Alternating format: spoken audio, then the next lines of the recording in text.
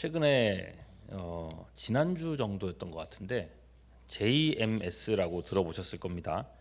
한국 대다수의 그 교단에서 이단으로 지목된 이 단체인데 그 수장이 이제 정명석 씨죠. 그 정명석의 이제 첫 글자를 따가지고 JMS라는 이름을 붙인 건데요. 이 사람이 자기 신도를 성폭행했고 그 혐의에 대해서 검찰이 징역 30년을 구형했다. 그래서 이제 지난주에 좀 언론이 좀 시끄러웠습니다. JMS가 일명 이제 말로 담긴 좀 그런 성적인 종교라고 해가지고 사실 제가 대학생 때인가 그때부터도 벌써 그런 얘기들이 많이 있었어요. 그러니까 말하자면 터질 게 터진 거고 터졌어도 너무 늦게 터진 거기도 하고 아마 훨씬 더 많은 일들이 있었는데 그런 일들이 이제 은폐되고 있는 겁니다. JMS뿐만이 아니에요. 우리나라에서 자생한 좀 여러 이단들이 이단들에서 이 성적인 이런 문제들이 심심치 않게 이렇게 터져 나옵니다.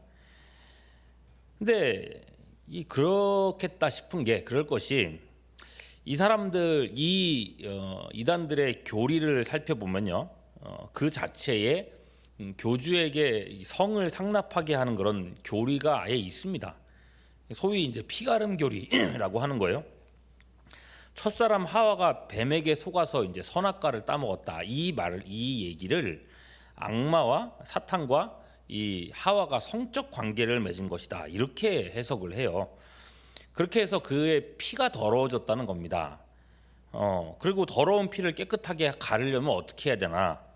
소위 이제 보혜사라고 하죠. 자기네 교주와 성적 연합을 가져야 된다. 이거 피가름 교리라고 이렇게 얘기하는데, 여러분 이건 벌써 듣기만 해도 벌써 기분이 상하잖아요. 말로 설명하고도 추악하고 좀 더러운 이런 내용인데 이 교리가 이 대다수의 우리나라의 이제 태생적인 이런 이단들의 다 어차피 다 갈라져 나오는 이단들이라서 이단들에게서 이렇게 통용되고 있는 그런 교리라는 겁니다. 그러다 보니 지금 이 순간에도 수많은 사람들이 이런 이단적인 가르침에 세뇌되고 또 악한 일들이 여전히 반복되고 있는 거예요. 자, 이런 일들이 지금 있는 건데 그러면 이런 이단의 호색한 형태가 우리나라의 이단에만 그런 건가? 뭐 그렇지도 않습니다. 역사 속에서 세계 곳곳에서 나타난 이런 이단들을 살펴봐도 비슷한 일들이 계속해서 자행돼 왔어요. 그리고 심지어 오늘 말씀을 보시면은 교회가 태생했었던 그 당시에조차도 그랬던 것 같습니다. 1절 말씀 보시면 그러나 백성 가운데 또한 거짓 선지자들이 일어났었나니 이와 같이 너희 중에도 거짓 선생들이 있으리라. 그들은 멸망하게 할 이단을 가만히 끌어들여 자기들을 사신 주를 부인하고 임박한 멸망을 스스로 취하는 자들이라. 자, 1절 말씀 쭉 보시면요, 구약 시대에 거짓 선지자들이 있었잖아요. 그런 것처럼 초대교회도 거짓 선생들이 있을 거라 얘기합니다. 그러니까 이 거짓 선생은 누구냐? 멸망하는 이단이라고 해요. 이단을 가만히 끌어들였다라고 하는데 이단의 사상, 이단의 가르침 이런 것들을 말하는 거죠. 그 이단에 빠지는 결과는 뭔가? 자기들을 사신 주님을 부인하고 임박한 멸망을 스스로 취하는 것이다. 주님을 부인했다는 것은 배교하는 것이고 그렇게 예수님과 상관없는 자들이 되는 것이고 스스로 멸망에 떨어지게 된다는 거예요. 여러분 이게 이단의 무서움입니다. 성경을 보면요, 복음은 예수님의 십자가 이 복음은요 웬만해서는 사람을 차별하지 않습니다. 어떤 사람이든지 복음을 전하고 그들을 건져내라고 말씀합니다. 유다서 1장 22절 23절 말씀 보면 이렇게 나와 있어요. 어떤 의심하는 자들을 긍휼히 여겨라. 또 어떤 자를 불에서 끌어내어 구원하라. 또 어떤 자를 그 육체로 더럽힌 옷까지도 미워하되 두려움으로 긍휼히 여겨라. 자, 긍휼히 여기라는 얘기가 몇 번 반복되는데요. 첫 번째를 보면은 의심하는 자들을 긍휼히 여기라고 합니다. 귀찮죠? 의심하는 사람들. 야, 기독교는 왜 그래? 막 이렇게 막 질문하고 있는 그런 사람들 보면은 아니 그냥 믿지 말라고 이렇게 말하고 싶을 정도로 그런 경우가 있는데 불쌍히 여기라는 거예요. 예. 예수 믿는다는 게 얼마나 어려운 일인지, 이 하나님의 진리에 대해서 가로막혀 있는 사람들에게 있어서 복음이 얼마나 어려운 것인지를 우리가 이해하고 의심하는 사람들 불쌍히 여겨라, 이렇게 말씀하고 있어요. 그리고 다음에 보면은요, 어떤 자는 불에서 끌어내라 그러는데, 불에서 끌어내어 구원하라 이렇게 말하는 거 보니까 이 불에 있는 사람, 불신자인 겁니다. 불신자. 어떤 불신자이든지 하나님과 상관없이 살았던 어떤 사람이든지 그런 사람들 지옥의 불덩이에 그냥 들어가지 않도록 건져내라, 긍휼히 여겨라 라고 말씀하고 있어요. 그리고 심지어 그 다음을 보면요, 그 육체로 더럽힌 옷까지도 미워해라 이렇게 얘기되어 있어요. 그러나 두려움으로 긍휼히 여겨라 그러죠. 그 육체로 더럽힌 옷이다 라고 얘기하는 걸 보면 뭔가 굉장히 흉악한 범죄를 지은 사람인 겁니다. 그러나 그런 사람일지라도 두려움으로 긍휼히 여겨라, 그런 사람이라도 찾아가서 복음을 전하고 구원받을 수 있도록 긍휼을 베풀라고 말씀하는 거예요. 그런데 이런 흉악한 범죄자들이라도 복음 안에서 구원받을 수 있다고 말씀하는 건데 이단만큼은 그렇게 말하지 않아요. 요한 2서 1장 10절 잘 유명한 말씀이죠. 누구든지 이 교훈을 가지고 너희에게 나아가거든 어떻게 하라 그랬어요? 그를 집에 들이지도 말고 어떻게도 하지 말라고요? 인사도 하지 말라고요. 다시 어떻게 하지도 말라고요? 인사도 하지 말라고요. 여러분, 이단은 이미 그리스도에게서 떨어져 나간 사람들이고 멸망받기로 작정되어 있는 사람이라는 거예요. 이런 관점에서 보라는 겁니다. 그래서 여러분, 종교개혁 시대 때 이 개혁자들이 다른 건 모르겠는데 이단에 대해서만큼은 철저하게 배제해 나갑니다. 보면은. 네. 자, 이런 모습을 봤을 때 여러분, 하나님께서 이단이라는 거를 얼마나 미워하시는가, 이걸 우리가 뼈저리게 생각해야 된다는 거예요. 아니, 그렇지 않습니까? 하나님께서 독생하신 아들을 주신 바 이 고귀한 희생을 받아들여 놓고서는, 그리고 가장 대놓고 더럽히는 것이 결국 이단 아니겠습니까? 그러니 이들이 마귀의 선봉장이라고 할 만하죠. 여러분, 생각해 보십시오. 하나님을 대적하는 이단들, 하나님이 미워하시는 단체일진데 그들이 하는 일들이 어찌 하나님께서 기뻐하시는 일들이 되겠습니까? 그 여러 죄악들을 결국 행할 수밖에 없다는 거죠, 태생적으로. 그리고 그 악행들 중에서도 오늘 베드로가 지적하는 죄악이 성적인 죄입니다. 여러분, 베드로후서 2장 말씀을 쭉 읽어보면은 계속 음란 이런 관련된 단어들이 나오고 있어요. 2절 보시면요, 여럿이 그들의 무엇을요? 호색하는 것을 따르리니 이로 말미암아 진리의 도가 비방을 받을 것이요. 여러분, 그들은 호색하다 그래요. 근데 그들이 호색한 건데 왜 진리의 도가 비방을 받는가? 그건 뭐 지금 요새 나오는 모습만 봐도 딱 알 수 있잖아요. JMS 풀네임이 뭔지 아십니까? 기독교 복음 선교회입니다. 여러분, JMS 떼놓고 기독교 복음 선교회 그러면은 여러분, 이게 이단이라고 생각을 하겠어요? 못할 거예요, 아마. 특히나 믿지 않는 사람들은, 세상 사람들은 그냥 교회와 관련된 단체네 이렇게 생각을 할 거란 말이죠. 이단들의 이름 보면요, 다 그래요. 예수교, 뭐 복음, 뭐 진리, 교회 이런 단어 똑같이 쓰거든요. 그 교회와 상관없는 일반 세상 사람들이 봤을 때는 그네들의 그런 자행되는 범죄들이 기존 교회가 하는 건지 이단이 하는 건지 모른단 말입니다. 그러니 그들의 호색함 때문에 진리의 도가 비방을 받는다는 거예요. 성경은요, 이 이단들의 성적 행태를 그래서 소돔과 고모라와 다를 바 없다고 이렇게 선을 긋습니다. 6절 말씀 보면요, 소돔과 고모라 성을 멸망하기로 정하여 죄가 되게 하사 후세에 경건하지 아니할 자들에게 본을 삼으셨다. 소돔과 고모라에 많은 죄악들이 있었을 겁니다. 근데 그 중에 특히 본문은 어떤 죄악을 꼬집는가? 7절 보시면은 무법한 자들의 어떤 것을요? 음란한 행실로 말미암아 고통당하는 의로운들을 건졌다. 여러분, 이단들의 이 행실과 성적인 어떤 행태들과 음란과 멸망받은 소돔과 고모라 음란이 다르지 않다고 얘기하고 있는 거예요. 그러므로 이단에 속한 자들은요, 옛날 소돔처럼 똑같이 망하게 될 거라 합니다. 10절, 특별히 육체를 따라 더러운 정욕 가운데서 행하며 주관하려는 일을 멸시하는 자들에게는 형벌할 줄 아시느니라. 여러분, 태생적으로 이런 자들이니 그들이 이 음란을 어떻게 버리겠습니까? 못 버려요. 14절 음심이 가득한 눈을 가지고 범죄하기를 그치지 아니하고, 18절 그들이 허탄한 자랑의 말을 토하며 그릇되게 행하는 사람들에게서 겨우 피한 자들을 음란으로서 육체의 정욕 중에서 유혹하는도다.